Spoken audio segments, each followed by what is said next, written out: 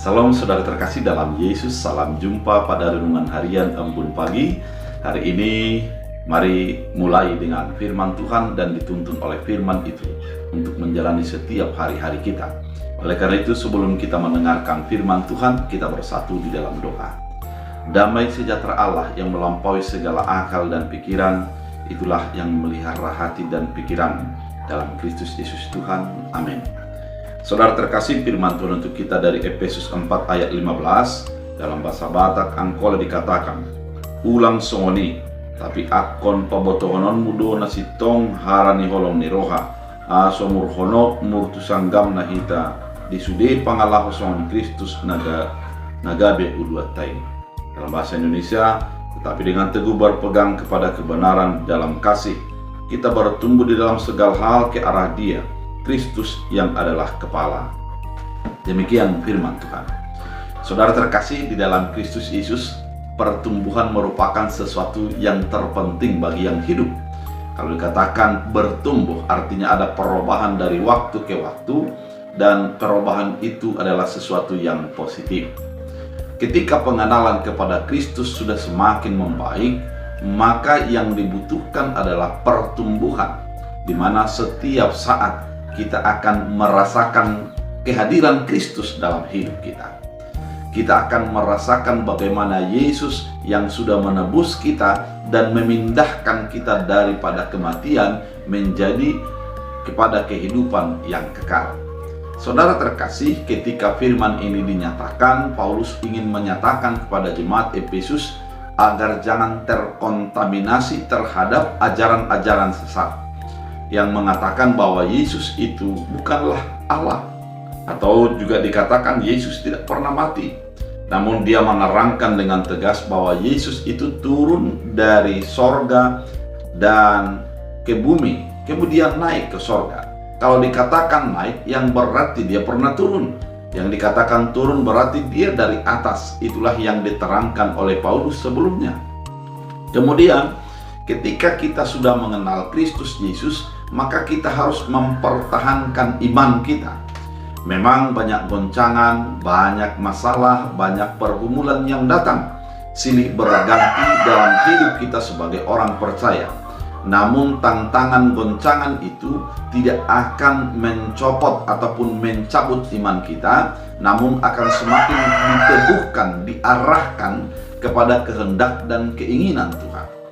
Ketika kita dihadapkan dengan persoalan termasuk kepada ajaran-ajaran sesat, yang terutama adalah kita menyadari bahwa Yesus itu benar-benar lahir dan bangkit daripada kematian, kemudian menyelamatkan kita sebagai orang percaya.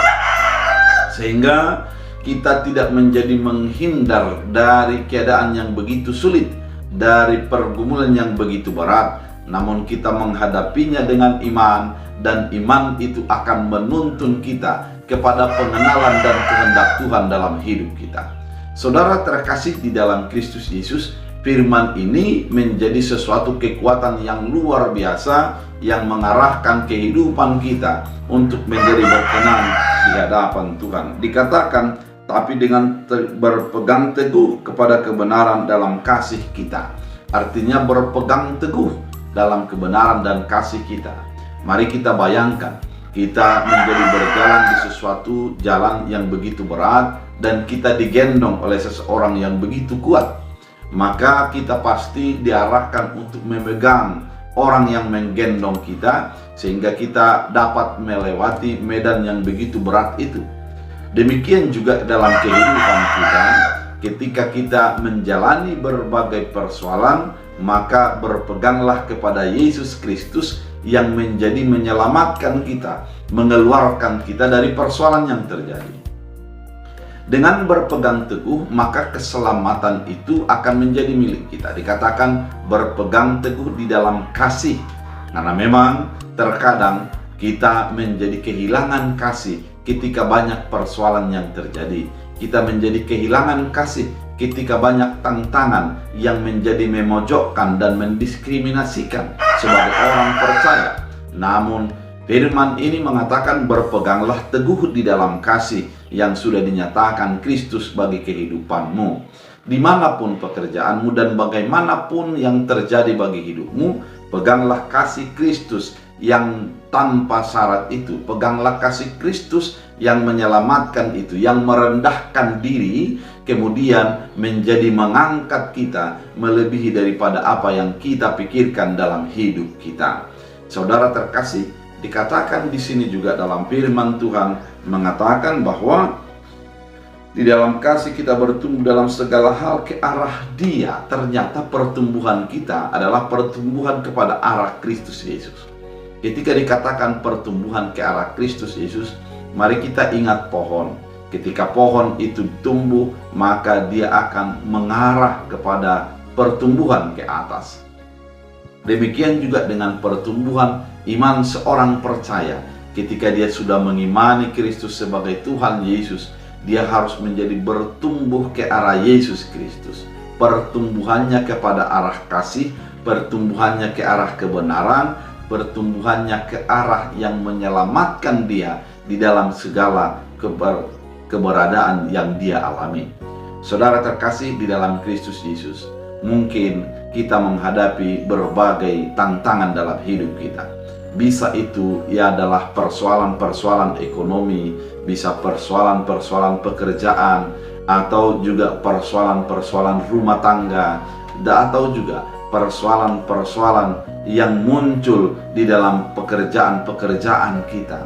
Mari kita menjadi bertumbuh oleh karena keadaan yang kita hadapi. Dan pertumbuhan kita bukan pertumbuhan secara emosional, di mana kita mengatakan saya akan melebihi engkau karena engkau menyepelekan aku, namun adalah menjadi bertumbuh di dalam Kristus Yesus, melihat persoalan itu menjadi sesuatu arah kebaikan dalam hidup kita. Pertumbuhan kepada Kristus Yesus adalah sesuatu yang dibutuhkan dalam hidup kita, sehingga pertumbuhan kita adalah pertumbuhan di dalam iman. Biarlah firman ini menjadi kekuatan dan penuntun bagi hidup kita. Kita berdoa. Terima kasih Tuhan atas firman yang begitu indah, mengingatkan kami bahwa di dalam kehidupan yang kami jalani, kami adalah bertumbuh di dalam kasih ke arah Kristus Yesus. Biarlah pertumbuhan iman kami tidak menjadi padam oleh persoalan, tidak menjadi padam oleh tantangan yang terjadi, namun tetap bertumbuh di dalam Kristus yang memberikan keselamatan bagi hidup kami. Biarlah firman-Mu menjadi kekuatan penuntun bagi hidup kami. Dalam Kristus Yesus. Amin. Tuhan Yesus